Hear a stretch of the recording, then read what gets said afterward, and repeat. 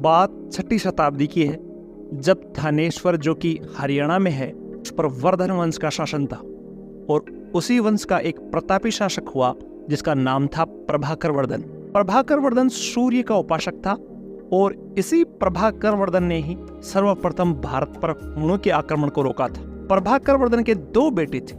बड़े बेटे का नाम था राज्यवर्धन और छोटे बेटे का नाम था हर्षवर्धन। एक बेटी थी जिसका नाम था राज्यश्री। हर्ष का जब जन्म हुआ तो एक ज्योतिषी ने कहा था कि वह आगे जाकर चक्रवर्ती शासक बनेगा, और आज हम उसी हर्ष की बात करेंगे, तो वीडियो को अंत तक दिल थाम कर सुनना, क्योंकि हर्ष का जीवन बहुत रोमांचित करने वाला है। हर्ष के पिता प्रभाकर वर्धन अपने अंतिम समय में बीमार हो गए, तो हर्ष की माता, जिनका नाम यशोमती था, ने मान लिया कि अब वे ठीक नहीं होंगे। अतः पति के जीवित रहते हुए ही उन्होंने आत्मदाह कर लिया था और कुछ समय बाद प्रभाकर वर्धन की भी मृत्यु हो गई।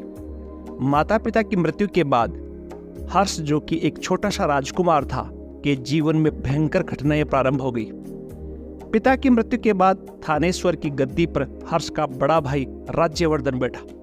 हर्ष की बहन राज्यश्री का विवाह कन्नौज के शासक ग्रहवर्मन के साथ हुआ। हर्ष को राजकाज से कोई लगाव नहीं था। वो 15 वर्ष का एक छोटा सा राजकुमार, लेकिन नियति को कुछ और ही मंजूर था।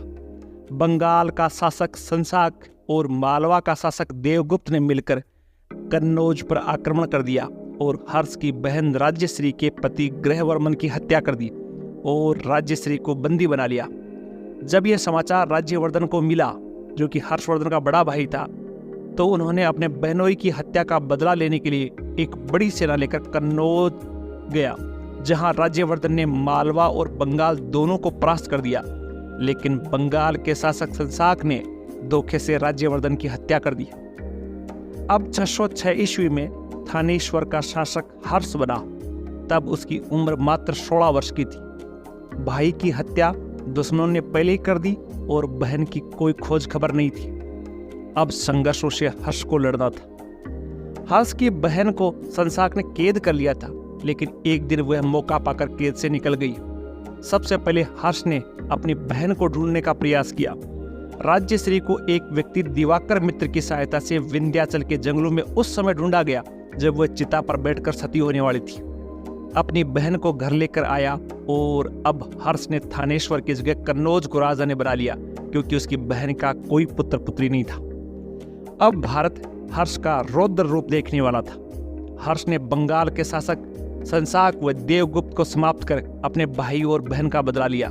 उसने बंगाल, कश्मीर, नेपाल, सिंध, वल्लभी जैसे बड़े राज्यों को रौंद कर उत्तरी भारत में सबसे बड़ा राज्य स्थापित किया। उसने दक्षिण भारत के पुलकेशन द्वितीय के साथ भी युद्ध लड़ा, जिसका कोई परिणाम नहीं आया। अब उसका साम्राज्य आसाम से लेकर कश्मीर और उत्तर में हिमालय से लेकर विंध्याचल पर्वत तक फैल गया और उत्तरी भारत का सबसे बड़ा राज्य बन गया। हर्ष का जीवन संघर्षों से भरा था, लेकिन वो दानशीलता में भी बड़ा महान था। इसीलिए उनको भारत का हातिम भी कहा जाता है। हर्ष प्रत्येक 5 वर्ष में प्रयाग में एक महोत्सव का आयोजन करता था, जिसमें अपना सब कुछ दान कर देता था। यहाँ तक कि वह अपना मुकुट और अपने कपड़े भी दान कर देता था और घर जाते समय कपड़े भी मांग कर पहनता था। उन्हीं के समय चीन का एक प्रसिद्ध यात्री वेनशांग 643 ईस्वी में भारत आया था।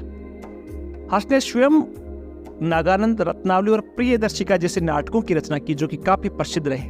उसके दरबार में बाणभट्ट जैसे विद्वानों का मेला लगा रहता था। यूरोपीय लेखक ने हर्ष को हिंदू काल का अकबर कहा था। हर्ष की जीवनी जब हम पढ़ते हैं तो राजा हरिश्चंद्र की याद हमें ताजा हो जाती है। आज की कहानी में हर्ष का जीवन पढ़ा। आपको हर्ष का जीवन कैसा लगा? कमेंट करके जरूर बताएं।